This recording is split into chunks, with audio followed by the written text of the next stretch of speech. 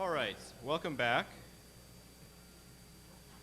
So we tried to build in very different bookends for this event, starting with John Romero as our opening keynote, and now ending with Christiane Paul.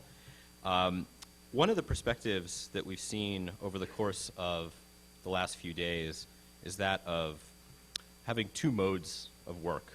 We've heard from theorist practitioners, we've heard from critic designers, from theorist developers, we've heard from historian archivists, and what we're going to end with is the perspective of the scholar curator, you might say, and I think it's an appropriate way to not only look back on what we've seen, but also to look back on what we've missed.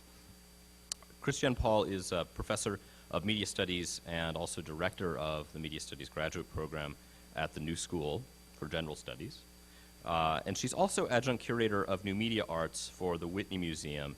And in addition to doing all of that work at the Whitney, she's also been responsible for the artport portal, which any of you who have looked in on the Whitney's many exhibitions online have used that system.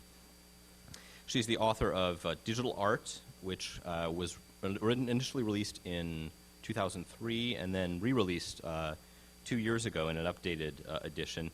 It's an important book not only because it's an entire book on digital art, but also because it's published in Thames and Hudson's World of Art series, which literally puts digital art next to Impressionism or what have you. So if you've ever been in a museum shop and looked at books there, you've seen the work that Christiane Paul has done in contextualizing digital art among the long history of art. She's also edited a more recent book on curation, especially curation with digital media, called New Media in the White Cube and Beyond. So to talk to us about image games, please welcome Christiane Paul.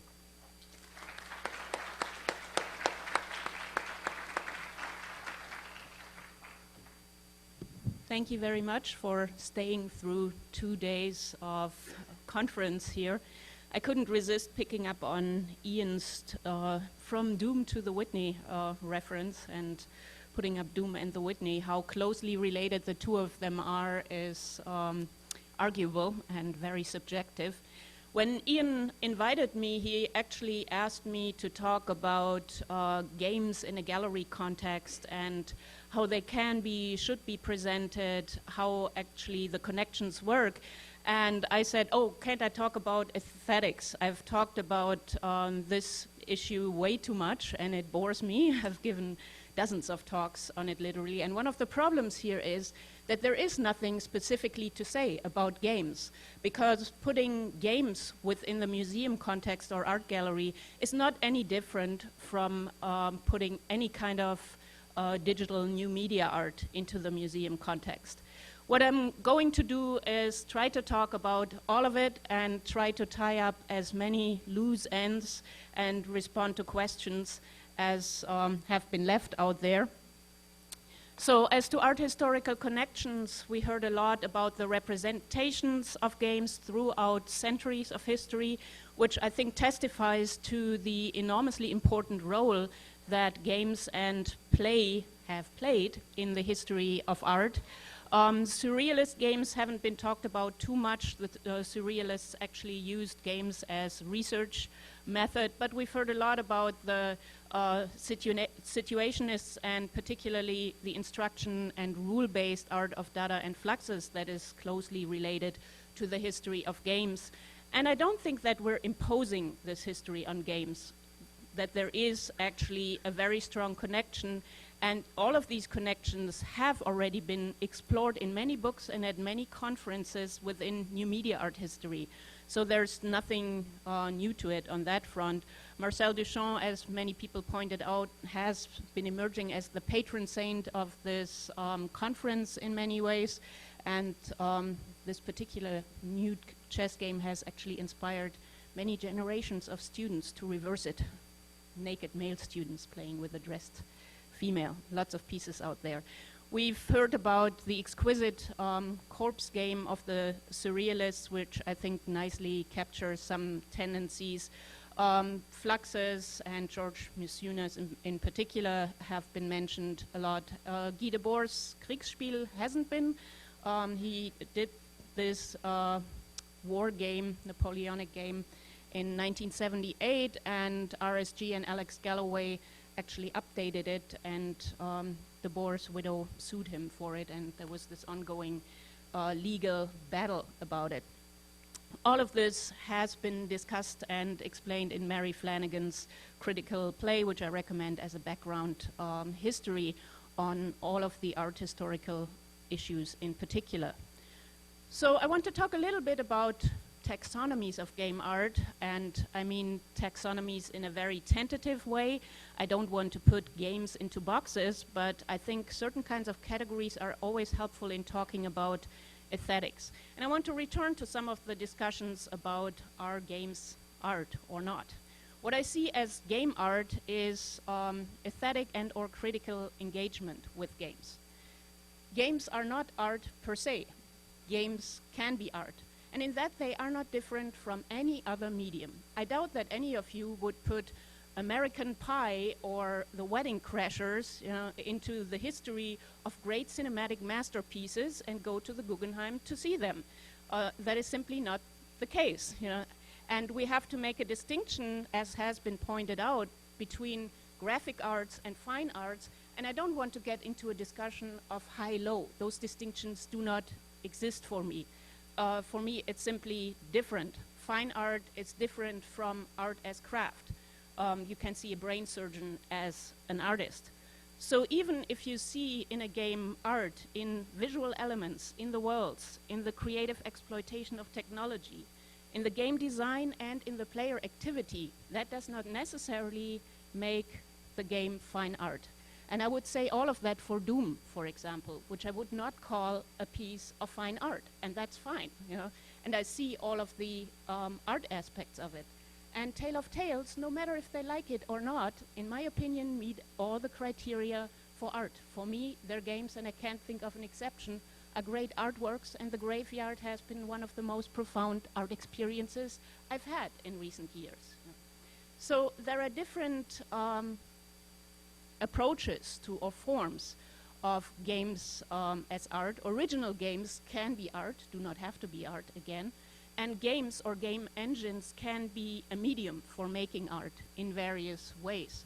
So we have different categories here, and they highly overlap. Again, I don't mean to pigeonhole anything. Of original games, mods, patches, and hacks, installations, interventions in online multiplayer games. They don't have to be massive, they don't have to be role-playing games, but using the game environment as a stage for making art. And machinima and game-based movies. Original games, I just mentioned a few that haven't been discussed that much.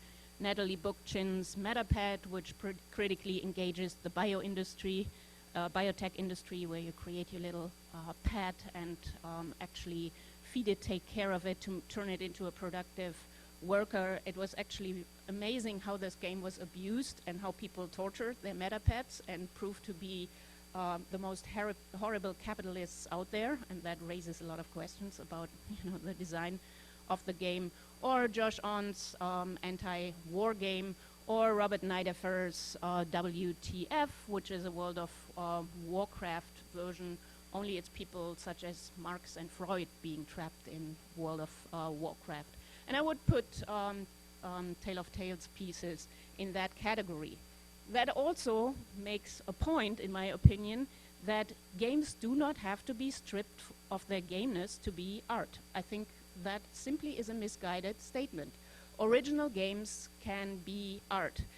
One very simple reason why most of the art games, I think statistically, are mods or fall into that category is also that of the incredibly time-intensive process of creating a game.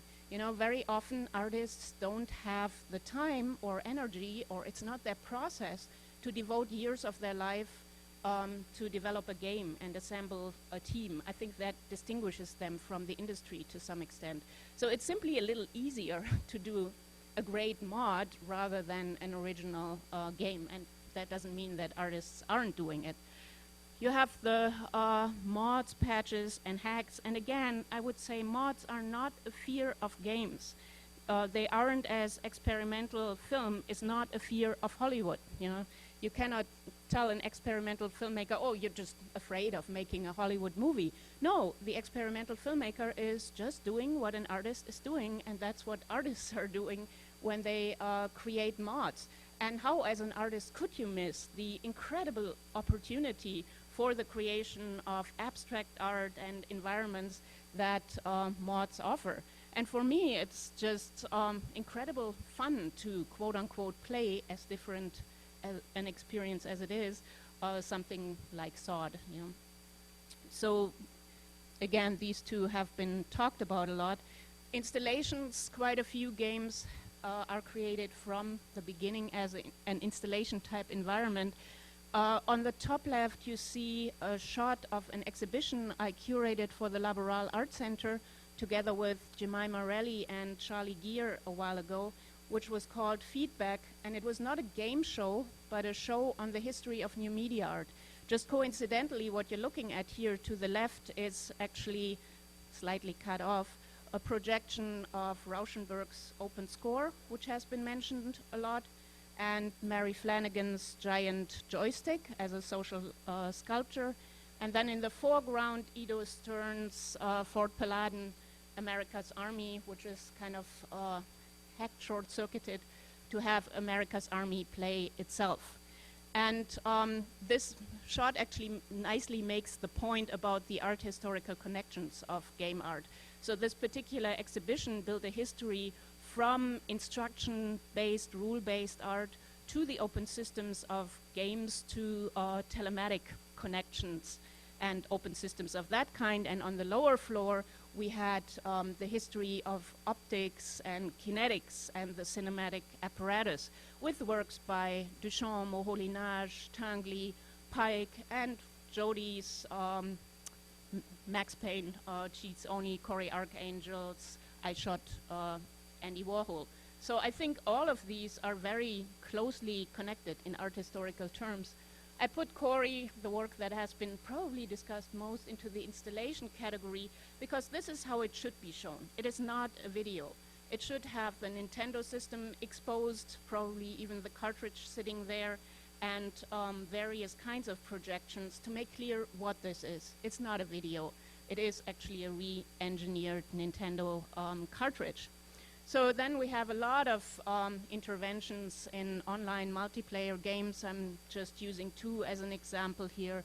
Joe DeLap's Dead in Iraq, where he goes into America's Army and reads the names of fallen soldiers in Iraq, which has been pretty controversial. A lot of family members of the dead soldiers have reacted to it.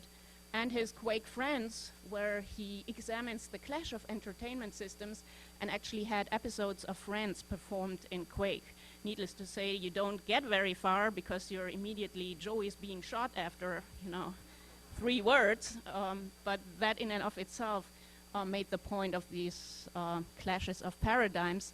And then there's the category of machinima and movies. Ido Stern again in Shake Attack, and also Cory Arcangel and Paper Red have explored this in making movies. So if Super Mario Clouds had been meant to be a movie, he would have made a movie. He made another movie that actually addressed this.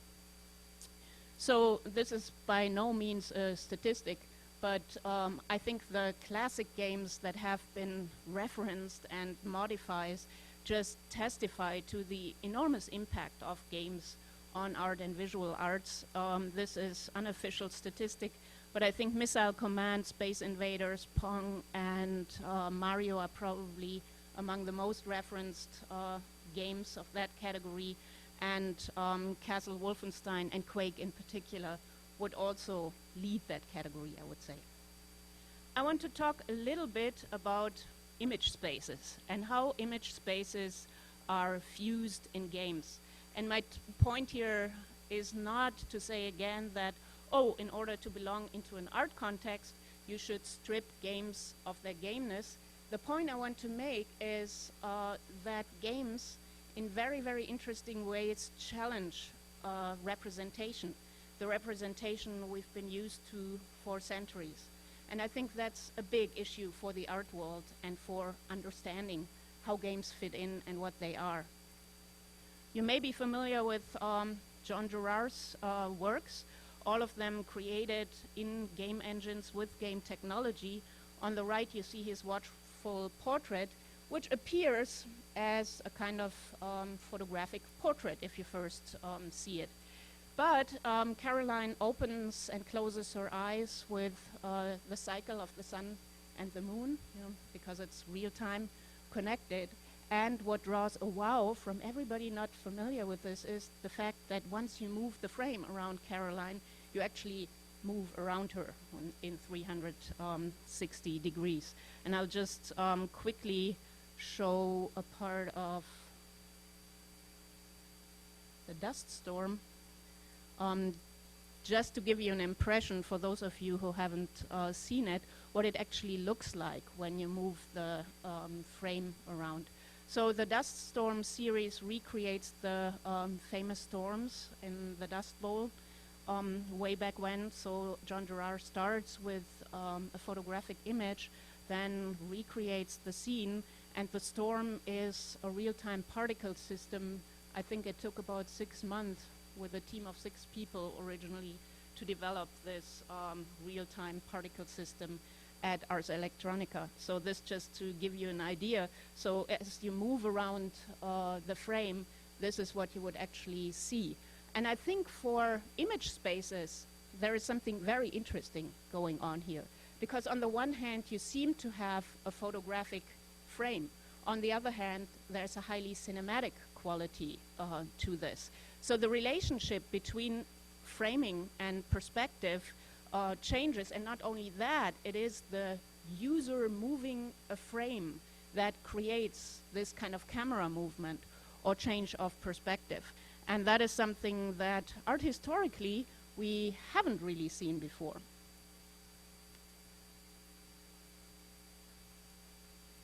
In another category, I want to talk a little bit about the painterly space. Brodie Condon in particular has investigated this in his recreation of old Flemish paintings, and we're talking exactly the point where the Middle Ages move into the Renaissance.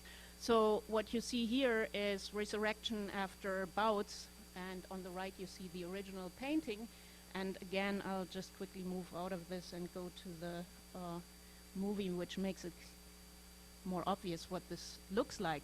So first of all, obviously Brodie draws a parallel between perspective as it has developed in computer games, and there's something very Renaissance to that perspective, as many people have noted. And then of course he also engages with the content.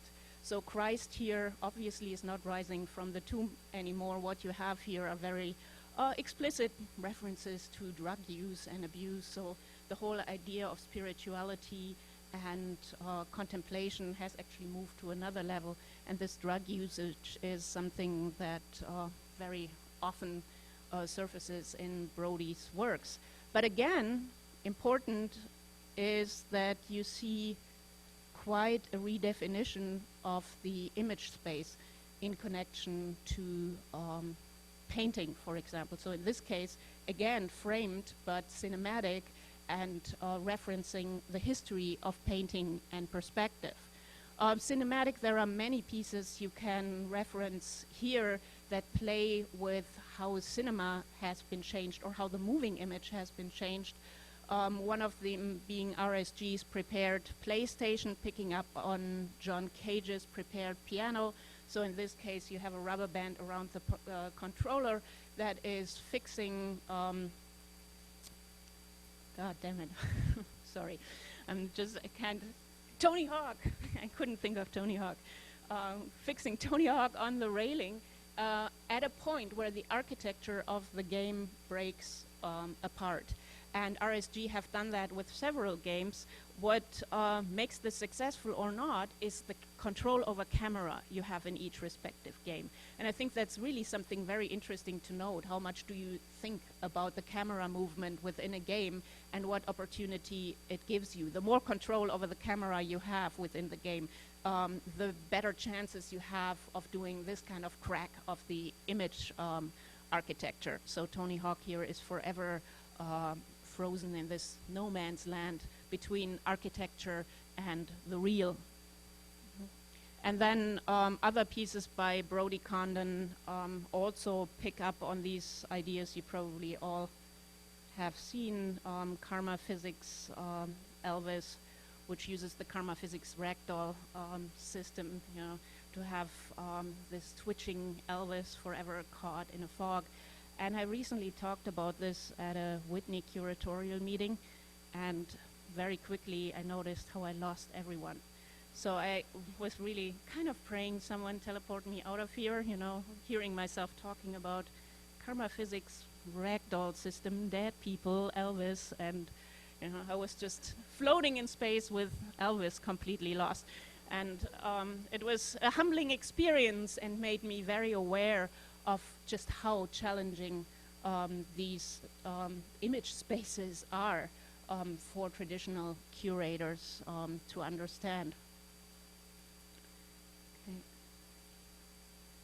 So how have image spaces actually changed?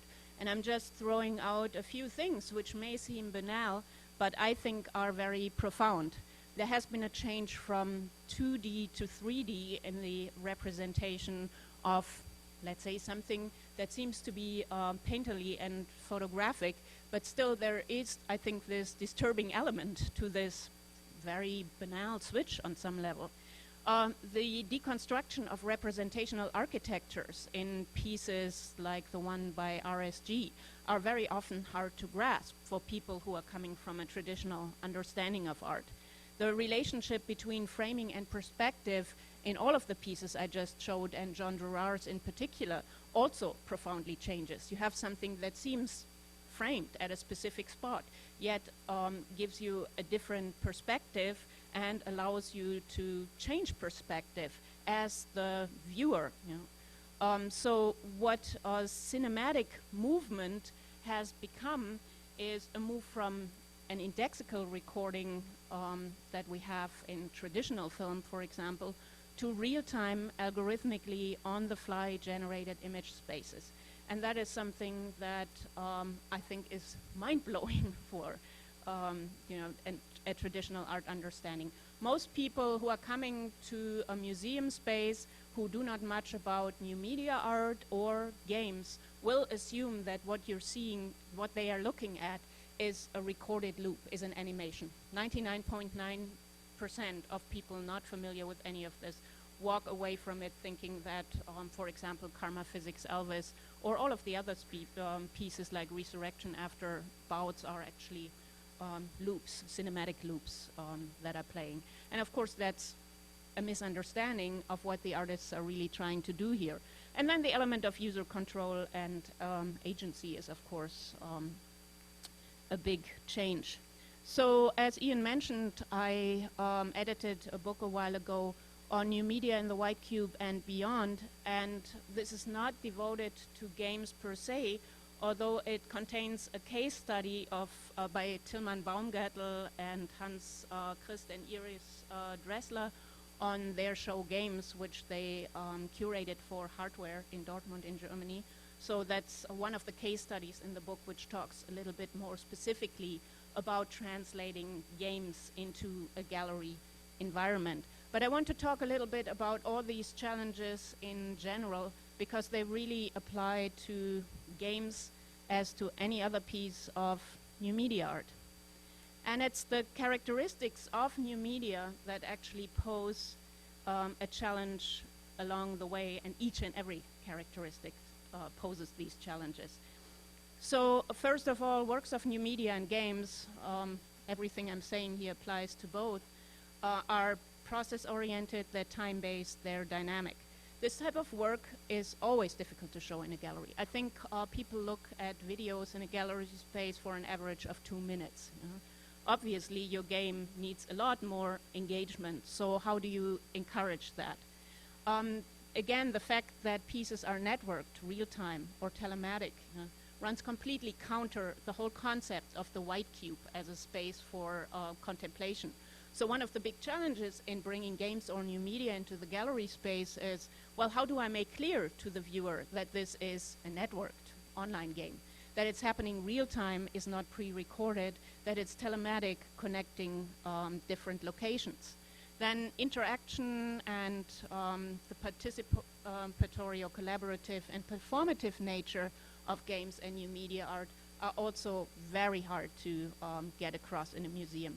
It's fairly easy at a new media art festival where you expect to interact. Everybody walks in with that kind of engagement in mind, but ask people in a traditional museum such as the Whitney to walk from an exhibition of paintings on one floor into an interactive media arts exhibition where they suddenly need to spend more time with the work, where they are asked to engage, is to some extent a dead proposition on one level.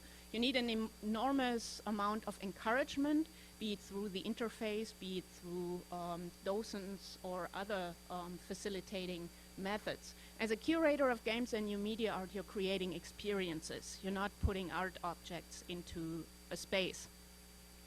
The fact that a work is very often nonlinear or hypertextual also comes with a lot of challenges, meaning that most of the time people will not experience the work in the same way. There is something that distinguishes games here because most traditional games actually have a bottleneck structure. In order to level up, you very often still have to go through a certain kind of bottleneck.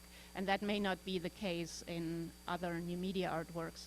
And the modular, variable, generative, and customizable nature of games and new media art also is problematic. I mean, first of all, how do you translate to people that a work is generative?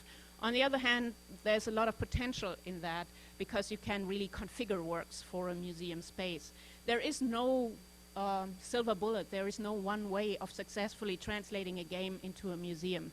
You really have to rethink each and every time from scratch what the work is supposed to accomplish within the space. Do you turn a piece of software art into an installation in the museum space? All of these are legit questions and have to be answered on a case-by-case basis. And then again, every different form of new media art or of a game requires a different approach. Is it a virtual augmented reality piece? Is it networked installation? Is it software art, net art? And mobile locative media, which is the most problematic to show in a museum because the museum is just a node in the network. You're probably branching out into the real world, into the city. So that again requires a lot of different strategies. Unfortunately, the colors jumped off. But my point here is that while during this conference I got the impression that people think that games are not appreciated within the museum art world context.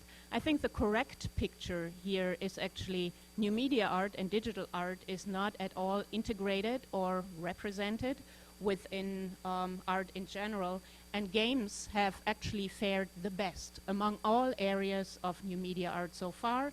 They have gotten the most attention. I think you will not find any other area of new media art that has seen as many exhibitions as games in established museum spaces. And that may be very sad, but it's also true. So Celia mentioned Cracking the Maze, curated by Anne-Marie Schleiner in 1999. Shift Control, another exhibition also curated by artists by Robert Naidefer and Antoinette Lafarge at the Beale Center, was one of the early shows. And then in 2003 you really see it picking up. Real Play, then the Games Show in Dortmund, Plaything in Sydney, Killer Instinct at the New Museum of Contemporary Art, and then the show Bang the Machine at Yerba Buena Center for the Arts. This one was the only one that also included artifacts and actually showed America's Army and got a lot of heat for it. And Breaking and Entering at Pace Wildenstein, really blue chip gallery, and I think that has never happened again, a game show at a gallery space such as that. The Stedelijk Museum in Amsterdam, HTTP Gallery in London, all of them have shown games, sometimes in really terrific translations of the game environments into the exhibition space. These are a few shots from Breaking and Entering at Pace Wildenstein. A lot of effort was put actually into installing these pieces, and it was a really nice show. I was very surprised to see this, and again, it hasn't happened again. The Laboral Art Center in Gijón in Spain has done, I think, the most when it comes to showing game art and really researching it, and many of you sitting here have been in one of the 3 shows up on the screen here. Game World was curated by Carl Goodman, the director of the Museum of the Moving Image in New York, and Daphne Dragona, who has done a lot of game shows and really is a specialist in that field. I'm just bringing up the names, many of which you will recognize. So this was the installation design for Game World. And while usually with art shows, there always is a concern by the curator, let's avoid having the design overwhelm the show itself. Of course, this is a pretty dominant design, but I think it worked very well for Game World because it created a world in itself and at the same time allowed to create discrete spaces for the games or give them the environment they needed for an experience. And the whole design kind of encouraged play. The next show, Playware, which was understood as a Game World expansion pack, was curated again by Carl Goodman as coming from the Museum of the Moving Image, and Ars Electronica design also by Laser Architecture. And as you can see, it's very similar, but a little different. And the last show was Homo Ludens Ludens, picking up on Huizinga's ideas of play. And all of the shows came with very impressive catalogs that really researched games. So one of the important points here is that, in my opinion, games have been recognized much, much more by the art world than other aspects of new media art. One of the questions is why the new media art world and the game design world ultimately aren't more connected. I mean, there are many people who reside in both worlds, but there still remains the lingering question of why isn't there more exchange? And I don't mean this in a negative way, but listening to some of the talks here, it also felt a little bit like stepping back in time, because many of these discussions we had in the new media art world like 10, 15 years ago. You know? And again, I don't mean this in any elitist way. It's just interesting why these worlds remain to some extent a little bit disconnected. And I also want to comment a little bit on the place that games can have or should have within the art world. Several people here asked why. Why do you want games to be in the art world? And I think that's a very legitimate question. I would say that some games, or many games, just aren't fine art, and they don't have a place in the art worlds. They are important cultural artifacts, and they're being collected by museums specializing in games, but why would you have a place like the Guggenheim collecting it, institutionalizing it? There are many artists who would argue, well, you know, the interesting artistic practice happens outside of the museum world anyway. I don't want to be part of it, and I understand that. On the other hand, I also understand the artists who are saying, hey, I'm making art with a capital A as every other painter and video artist, and I want to have a place within the museum space. And for me as a curator or someone working at least part-time at a museum, The most important aspect here is that every day we're writing the history of art. And what does it mean when 100 years from now, all of what you're doing has completely dropped out of the history of art? Who is recording it? How do we actually translate these experiences? Or will there be a community that just carries on? Games have also fared fairly well when it comes to preservation. You know, many works by Jody are lost today. I'm not aware of any classic game that has been lost up to date. Emulators have been written, to the best of my knowledge, for almost everything. You know, be it 13-year-old geeks in their bedrooms, you know, writing the emulator for some arcade games. The gaming community has been terrific in actually taking care of its products, which is not necessarily true for the art world. Yeah. But one of my main concerns in bringing this work into a gallery space is always what is the history of art and what will it be? And in terms of connecting this a little bit more to the contemporary art scene, art has always commented on its time and on its social cultural climate. And what we're looking at right now is a very connected, globalized world in which social media play an enormous role. It's participatory, it's about play, and all of these aspects make it into the art world. If you go to art exhibitions and biennials today, I bet you will find participatory work. Only most of the time it will not be new media work. It will have nothing to do with technology. It closely resembles what you may have seen in the 60s. And if you look back at that history, a lot of it dropped out or was subsumed under conceptual art. How many people today know that Hans Haacke did computer-based work? A lot of the works from the 60s have been lost or survived as Fluxus art. We're talking about Fluxus here, but many of the works at the time were computer-based, you know. Only they didn't make it into the canon of history. And my big question is, are we witnessing the same again today under different parameters? And in 10, 15, 30, 50 years from now, all of the work will ultimately be gone. There has been a lot of discussion about why that happened. And actually the roots were very similar. In the 60s, it was computers and computer systems that actually brought about these changes in the understanding of society. And you could hardly find any discipline of the humanities or the scientists that was not informed by cybernetics at the time. Again, all of that dropped out. And a very interesting question for me is, okay, is this type of work now going to make it, again, under very similar technological circumstances, or are we just repeating history? And for me, it's just important to avoid that.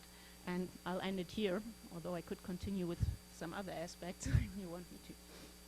Thanks.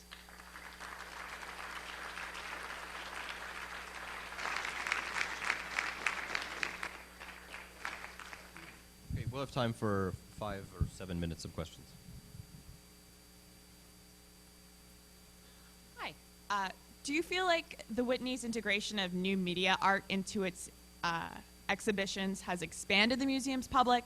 And similarly, I was wondering if you could speak a little bit about how the Whitney itself uses new media technologies as part of their own educational outreach initiatives. So if I don't want to be misunderstood here, my point is new media has not been integrated into the Whitney in any way, you know?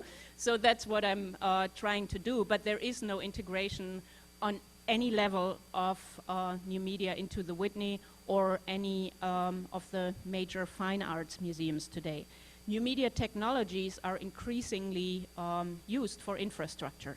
There are the websites, there's, you know, the Twitter, YouTube channel, everything there, but not when it comes to the art. Most museums do not have staff to even take care of the art. For the new media shows I created, IT had to take care of them. And that's not their job. That's not what they're prepared to do. So I always feel incredibly guilty because these guys have to work overtime, you know. So the integration has not happened. And I think for a while there was a surge in new media because of the misassumption that, oh, that will bring young people in and will increase the audience. No, that's a misassumption. As the former director of the Whitney, Max Anderson, said to me after my show, Data Dynamics, is the new media community loved it. The general audience does not want to see this work. They do not. There's incredible resistance. People have been walking up to me basically with such hostility. I always try to withdraw at that point. I don't look at anything on a computer. Every major paper from the Wall Street Journal to the Times in their reviews had always used one line: this work belongs into a science museum. You find that across the board. And you run into big problems. There may be a technology-savvy younger community who comes to these works, but they don't see the art connections or the art historical connections of it. So they got hung up at that point, or angry at it. Why can't I shoot anything? Why doesn't that have the quality of Halo or whatever I'm playing at home? And then there are the older people who are very intimidated by the technology. I mean, how often do I see that people take their 3-year-olds or 5-year-olds and let them navigate the pieces? And those kids are really good at it. I mean, it's frightening sometimes to see 3-year-olds navigate, with a joystick, really good, So you run into all kinds of problems. I want to make very clear that there is no audience per se for this work. There is the new media audience and there's the traditional art audience. I mean, if all of you would go to see an exhibition like that or go to a festival like Ars Electronica or Transmediale, you wouldn't have a lot of these issues. It's all transparent to any of you. But that's not the case for the general art audience. So as a young curator, what do I need to do to fix that?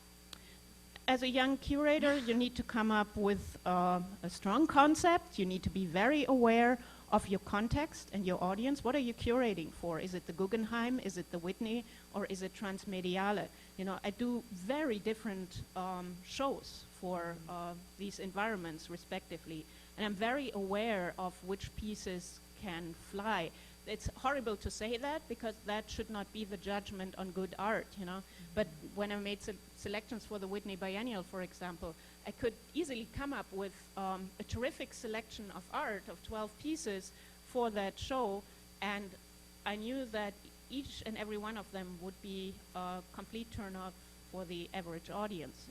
So you have to really design a successful experience within a space, try to translate each and every piece, in the best effective way. It's incredibly work-intensive. Thank you. Go ahead, you're up there first. Okay. I wanted to go back to your conversation with other curators and even stumbling a little bit trying to explain the Brody Connon piece and thinking about that. Do you have any suggestions for game designers or new media artists in representing their work to more traditional curators?